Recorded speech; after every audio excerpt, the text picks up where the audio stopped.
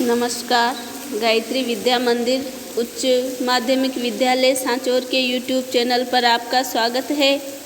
कक्षा 12वीं विषय हिंदी साहित्य प्रकरण अलोपी भाग 4। प्रिय विद्यार्थियों, आज हम अलोपी जो संस्मरण है महादेवी वर्मा जी का, उसका भाग 4 पढ़ेंगे। भाग 3 तक हम पढ़ चुके थे। भाग 3 तक हमने पढ़ा कि अलोपी जो है नेत्रहीन होते हुए भी किस तरह अपने कर्तव्य परायणशीलता का पालन करते हुए स्वाभिमान के साथ आत्मनिर्भर रहता है, स्वयं कार्य करके और अपनी जीविका का संचालन करता है।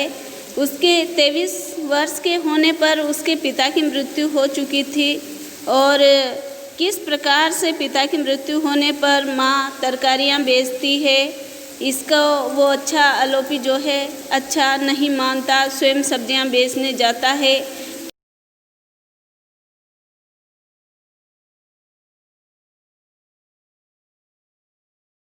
अच्छा नहीं लगा, वो अपनी माँ की जगह तरकारियां बेचने लगा। उसके ताऊ ने बताया कि महादेवी जी जो है विद्यापीठ, प्रयाग विद्यापीठ की जो संचालिका है, उनके छात्रावास में लड़कियों के लिए ताज़ा सब्जियां और हरी सब्जियां उन्हें छात्रावास के लिए चाहिए। तो ये जो है अलोपी महादेवी जी से जाकर के मिलता है और महादेवी जी इसे पूछती है कि किस प्रकार से कार्य किया जाएगा। अलोपी जो है उसके पुपेरे लड़के के साथ महादेवी जी से मिलता है और सब्जियों के बारे में बातचीत करता है कि वो गांव की ताज़ा सब्जियां लेकर के आएगा और छात्रावास में देगा। एक बार ये घटना घटित हुई। एक बार की बात है कि सांप्रदायिक दंगे हो रहे थे, हिंदू मुस्लिम दंगे। उसमें भी अलोपी ने अपने कर्तव्य का पालन करते हुए वो महादेवी जी के लिए सब्जियां लेकर के जाता है और महादेवी जी को सब्जियां देता है। इससे महादेवी जी नाराज़ होती है कि ऐसे दंगों में, लड़ाई झगड़ों में भी सब्जियां लेकर के आया है। यहाँ पर देखने वाली बात है, इस पाठ से हमें यह प्रेरणा या यह संदेश मिलता है कि अलोपी नेत्रहीन होते हुए भी किस प्रकार से कर्तव्य परायण है, कर्तव्य का पालन करता है और स्वाभिमान पूर्वक जीवन यापन करता है, स्वाभिमान के साथ जीवन जीता है, आत्मनिर्भर रहता है, वो किसी दूसरे पर आश्रित नहीं रहता। जबकि हमारे समाज में, हमारे देश में बहुत से लोग ऐसे होते हैं, हम देखते हैं कि अच्छे भले होते हुए भी वो कुछ कार्य नहीं करते हैं और दूसरों पर आश्रित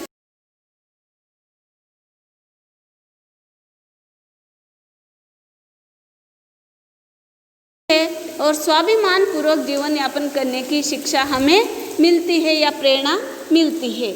आइए हम आगे भाग 4 पढ़ते हैं। इसका आगे का भाग है कि आते जाते अलोपी जो है महादेवी जी को बरामदे में प्रणाम करता है, नमस्कार करता है। अनेक बार महादेवी जी नहीं मिलने पर वो बरामदे की ओर ही नमस्कार करके चल देता है। यहाँ पर महादेवी जी को कौन सी सब्जियां अच्छी लगती है, इसके बारे में, कौन सी सब्जियां साग रुचिकर है, अलोपी जानना चाहता था। लेकिन वो महादेवी जी के द्वारा जो भी सब्जियां अलोपी लेकर आता था वो खरीद ली जाती थी।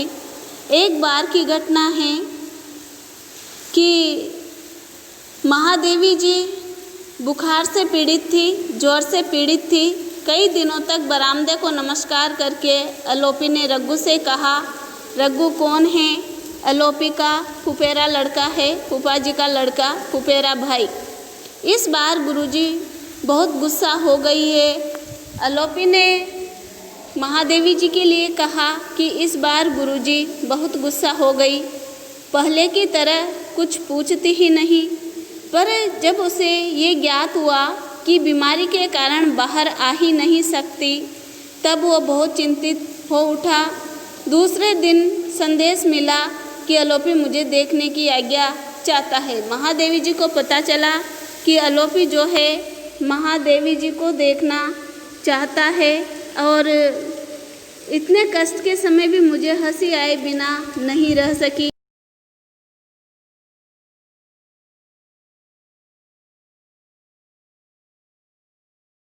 अलोपी भीतर आया और नमस्कार करके महादेवी जी के कमरे की देहली पर बैठ गया।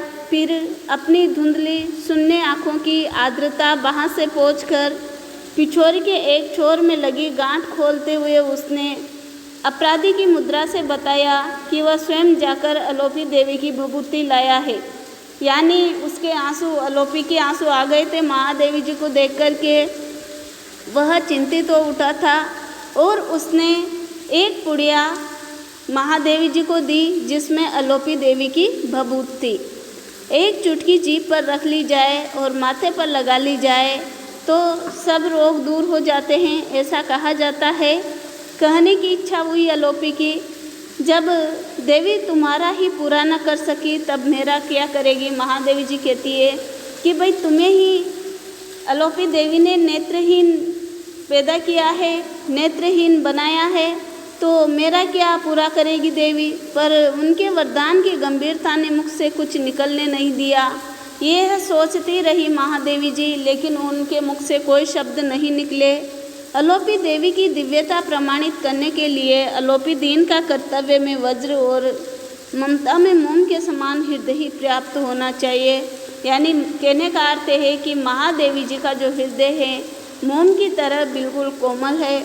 उनके निकट जिसका परिचय स्वर समूह के अतिरिक्त और कुछ नहीं हो सकता। यहाँ पर देखिए, मोम की तरह कोमल होना यानी दूसरों के प्रति करुणा, सहानुभूति और दया, प्रेम की भावना का होना। उस व्यक्ति के प्रति इतनी सहानुभूति भूलने की वस्तु नहीं है। यानी महादेवी जी जो है अलोपी के प्रति सहानुभूति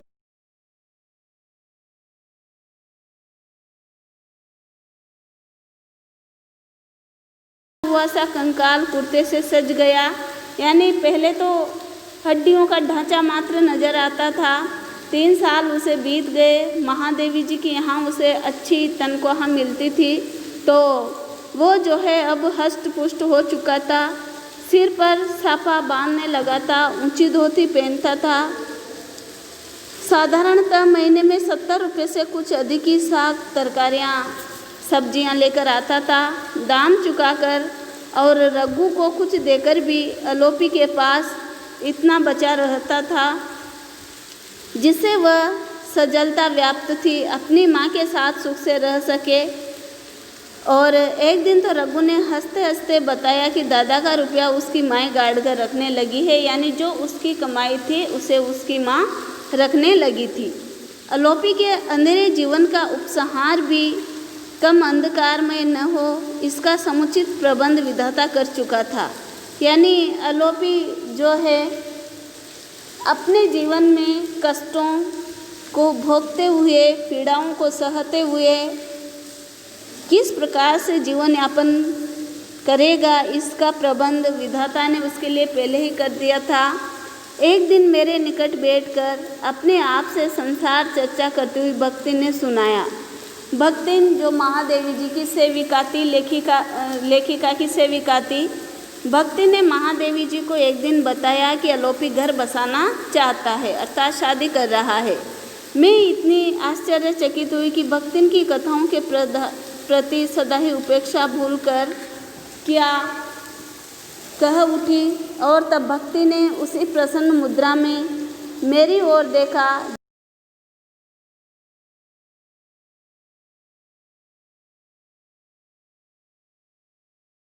देखा जिस प्रकार से भीष्म ने रथ का पहिया लेकर दौड़ने वाले कृष्ण को देखा था। तो यहाँ भक्तिन की तुलना किससे की गई है? भीष्म के रथ के पहिया लेकर दौड़ने की, भीष्म ने रथ का पहिया लेकर दौड़ने वाले कृष्ण से की है। पता चला उसके कथन का प्रत्येक अक्षर बिना मिलावट का सत्य है। एक काचिन उसके पिता यानी अलोपी के पिता, जो 2 पतियों को, यानी यहाँ पर काचिन जो है अलोपी के पिता भी है और यहाँ पर काचिन जिससे अलोपी की शादी होने वाली है वो लड़की है वो 2 पतियों को मुक्ति दे आई है, यानी इसका आलोपी तीसरा पति होगा। अंधे के लिए स्वर्ग की रचना करना चाहती है, पर आलोपी की माँ अपने वरदान में मिले पुत्र को अब फिर दान में देना स्वीकार नहीं करती है। ऐसा क्यों कहा गया है कि आलोपी की माँ अपने वरदान में मिले पुत्र को फिर से दान में देना स्वीकार नहीं करती? क्यों कहा है? क्योंकि आलोपी जो है, आलोपी देवी माता के वरदान से उत्पन्न हुआ था, पैदा हुआ था, और माता का वरदान मान करके, आलोपी माँ का वरदान मांग करके उसे बहुत ही कठिनाइयों मुश्किलों के बाद जो है पुत्र प्राप्ति हुई थी। इसीलिए वो उसे फिर दूसरों के हाथों नहीं सौंपना चाहती थी। गर्मियों की छुट्टियों के बाद लौटकर सुना कि आलोपी की माँ अलग रहने लगी और नई पत्नी ने आकर के घर संभाल लिया था।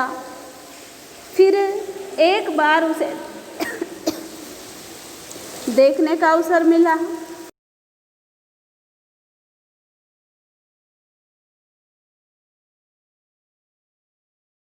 बिल्कुल साधारण सी लगती थी। कौन? आलोपी की पत्नी। पर उसके कंठ में ऐसा लोच, स्वर में ऐसा आत्मीयता भरा निमंत्रण था जो किसी को भी आकर्षित किए बिना नहीं रहता था। कुछ विशेष चमकदार आँखों में चालाकी के साथ साथ ऐसी कठोरता झलकती थी जो उस पर विश्वास करना असंभव नहीं तो कठिन अवश्य कर देती थी। आलोपी उसे कंठ स्वर से ही जानता था, इसी से कदाचित तो विश्वास कर सका। यानी कि आलोपी की जो पत्नी थी वो उस पर विश्वास नहीं किया जा सकता, ऐसी स्त्री थी। रघु भर का भेदिया था। रघु जो है वो घर का भेद देने वाला था, वो पूरा घर का ध्यान रखता था। इसी से सब जान गए कि उसकी नई भौजाई यानी भाभी को रुपए की चर्चा के अतिरिक्त और कोई चर्चा नहीं सुहाती। यानी आलोपी की जो पत्नी है, नई नई शादी हुई है, वो सिर्फ रुपये पैसों की ही बातें करती है। इस बात को रघु जानता है। कभी वह जानना चाहती कि आलोपी ने जो पैसे कमाए हैं कुछ बचा के रखा है या नहीं। रघु से यह सब जानना चाहती थी।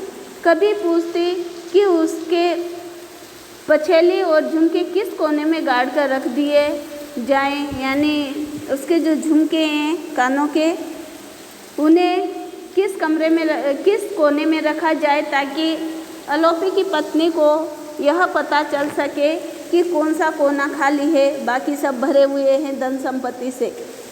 आलोपी इस ढहते हुए स्वर्ग में 6 महीने रह सका। फिर सुना कि उसकी चतुर पत्नी सब कुछ लेकर माया पास से सदा के लिए मुक्ति दे गई। यानी